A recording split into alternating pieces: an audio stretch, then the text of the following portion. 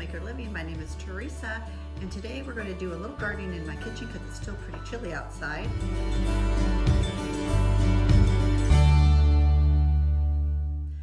We're just going to get right into it. I'm going to start sowing my onion seeds, and I've got everything all set up. I'm going to be using my 10 by 20 tray today, and also these seed cells that are 6 by, and I can fit 12 in here. And my idea is to plant 3 in each cell, so I should get a number of onion seeds that I can manage all in one tray before I transplant them. The other thing that I did to get ready is I made a bunch of these little tags already to put in each of the cells so that I know what onions are growing, since obviously they all look the same, so that will be helpful. And all I did was I took these lids from plastic containers that they're, from the food grade you get from the store, and I just cut them up. So I cut them up and made little long tags for them and wrote on them with a Sharpie. So I've got those ready to go. And what I'm going to be planting today are 3 different kinds of onions that I know for sure, some leeks, and then I have some mystery onions for some onions that went to seed, and I'm not sure what they were when I grabbed those flowers. So they're either going to be Cortland onions or bunching onions, and I will be surprised when they grow, and then I'll know. So let's go ahead and get started. We're going to go ahead and fill up our seed trays. Kick out any big, I use a basic seed starting mix, and it's an Armory product. Try to stick with as much organic items that I can. So that one feels good. We'll get the rest of these all filled so we can start placing the seeds. I pre-moistened my soil so that it was wet enough to hold together but not dripping wet. I did get it a little extra wet, so then I added some more dry mix to it. Just tap it down in the cells, but not compact. I want those roots to be able to move freely, and it will settle when you water going forward. Okay, 3 done, 9 to go.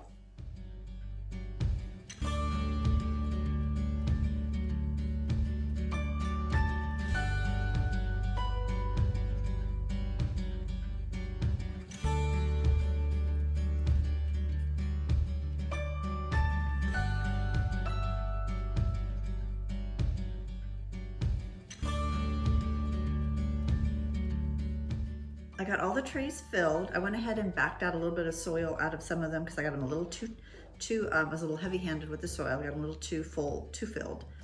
And so now we're gonna go ahead and start planting seeds. We're gonna start with this Good Storage Onion Talon. And this is what I got from Territorial Seeds. And I'm going to plant them 3 in each cell after reading and considering what, I might take all of them, how many you can do per cell and how close. I think for the best outcome, I'm going to try and just do 3 per cell so they're not too crowded. So I'm going to fill 4 of them if I have that much. So we'll just try to space them out a little bit. It's kind of tedious work, not exciting to watch, I'm sure. Move over. After I get the seeds all in them, I will top them off with some soil. It says to top them off with 1/8 of an inch to 1/2 of an inch. So I think I'm fine with the space I left.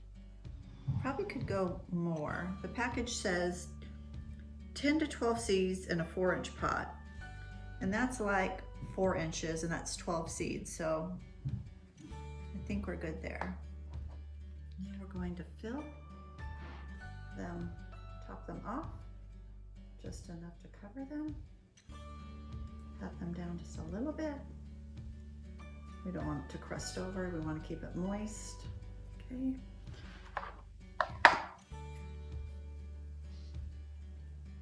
So I think I covered about 1/4 inch, so I'm right in the middle of the recommendation. I feel good about that. I've grown onions before. They take a long time to germinate. Well, I guess that's relative. The package says 6 to 16 days. So right in there.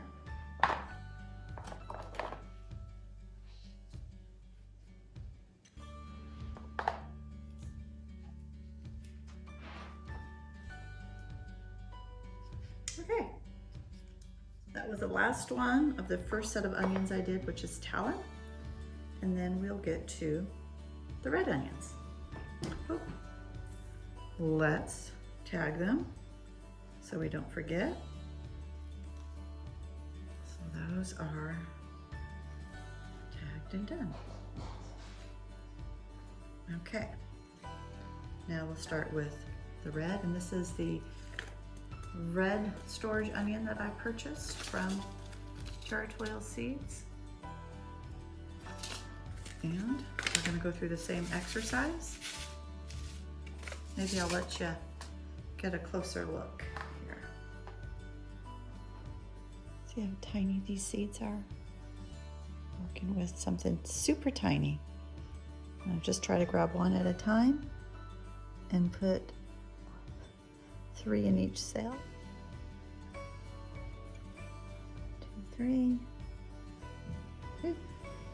1, 2, 3. By limiting how many I put in each cell, since they're going to live in this for 10 to 12 weeks, then they won't be fighting for nutrients if they're just on top of each other. And of course, the seedling mix that I understand does not have nutrients in it, so I'll have to feed them if they're going to be in there this long. Normally, I'd start something and then 2 weeks later, when it's ready to plant outside, get it out of the small tray, the small cell tray, and get it out into the garden. But since I can't do that, I'll just have to get some maybe liquid fertilizer and fertilize them. I probably have to do it, I don't know, every week, 10 days, 2 weeks. I'll have to read up on that. It's hard to keep everything straight, what needs what. Okay, we'll put these back in here. A lot of seeds left over. I understand onion seeds are really only good for 1 season, but I want the best outcome for them. So we'll just do it lightly. And then here I just kind of put a little bit over the top.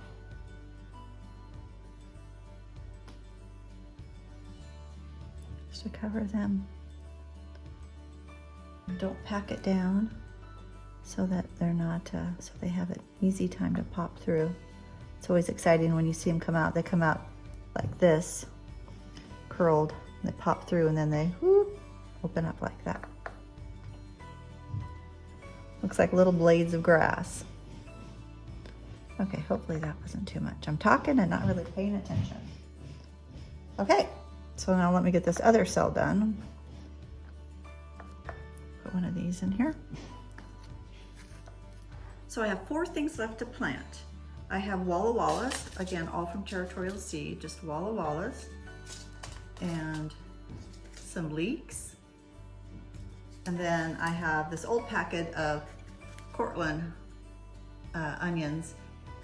The packet is old, but the seeds inside it are not. Like I said, I seed saved from 2 onions that went to bulb. I apparently left them in the garden over winter, and then the next spring they flowered and bulbed. So I grabbed those, let them dry, and seed saved. The problem is I'm not sure if they're both Cortland, if one is Cortland, or if they're both bunching onions.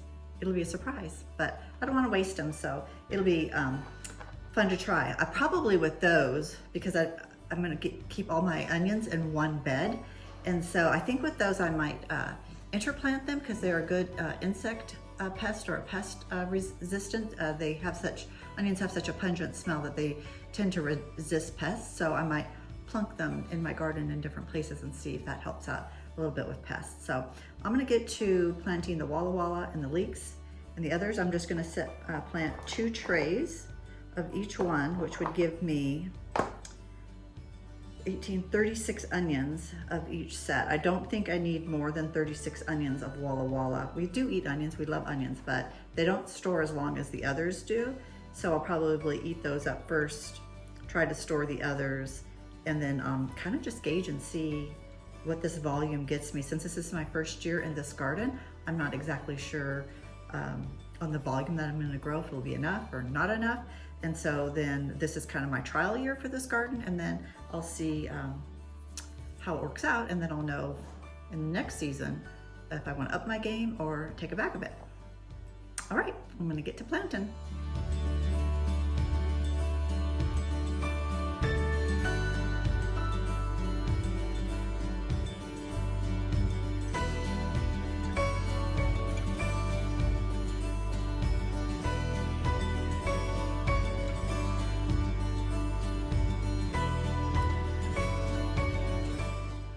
Okay, so I finished all the cells in the whole tray, and these last 2 I did were the ones that I seed saved by accident. And so I had them in this old Cortland envelope. It is a hybrid. The Cortland were a hybrid. The bunching I don't believe were. So what I did was, and I wasn't sure which they were when I plucked them, so I labeled 1 Cortland and 1 bunching, correlated my little tags for that, so that at least when they germinate, I'll know what seed packet they came from. I probably used half the seeds, and I sprinkled quite a few in them because I actually really think they're probably the bunching onions, because obviously it was a small onion that I missed when I harvested, and I most likely wouldn't have missed a Cortland because it's a 3-inch bulb. So I kind of think that these are bunching, and they could take, obviously, having several seeds and growing in a bunching onion style. So at any rate, those are done, and now I'm gonna get my spray bottle and I'm gonna water them. So I always keep a little water bottle handy when I've done some seed sowing inside, so that I can just keep the tops of it moistened, not overly wet. The soil was already moistened, but you always wanna keep that top part a little bit moistened to get those seeds to germinate. So I usually just go through, and even so this is pretty wet, I won't hit them too much. But to keep them, just get a little extra water on them, and then to keep them moist, I just spritz them when it looks like the top might be drying out. And that's really all there is to it. And then nature will just do its thing, and hopefully I'll be having some green things pop up here within a couple of weeks. The other thing that I saw recently that you can do to top your soil mixture on top, I didn't really leave a lot of room for that. To avoid like a mold or a fungus growing on top, sometimes if it gets too moist in here and it's too warm, there's not a good airflow, then I would get some fungus growing. But apparently you can put sphagnum peat moss on it really fine on the top. I saw this gal do that, and she says that it prevents that fungus from growing, and then you don't have an issue with dampening off of your little seedlings where the fungus like attacks, or the stalk or the part of it at the soil, and then the plants don't survive. I've not had them not survive when I've had a little bit of that happen, but I think I might get some and try that just to be sure. You don't want to go through all this work to lose your little seedlings or part of them. The other thing that apparently you can try, and I might as well, is you can get little fungus gnats that will hatch, and if you sprinkle with cinnamon, that is supposed to prevent those from hatching as well. So I'll do a little bit more reading up on that before I go and spread all that on my seedlings, but that's what I've read, and so I always try new things I find out about to make sure I have the most success possible. And then the last thing you're gonna wanna do is top it with some type of humidity tray, whether it be the little 2-inch trays that you can get at the hardware store. Some people will just cover them with plastic. Do whatever works for you, whatever your budget allows. These are new for me. I purchased them this year. I like the height. So when the seeds start to grow, you don't need your humidity domes after they germinate, but in the past, sometimes I've had different seeds growing in one tray and I've needed some more height. But this helps with your little tags too, having that extra height. So this wraps up sowing my onion seeds. If you like this video, please click the like button and don't forget to subscribe and follow me on my garden journey this year. Thanks, bye.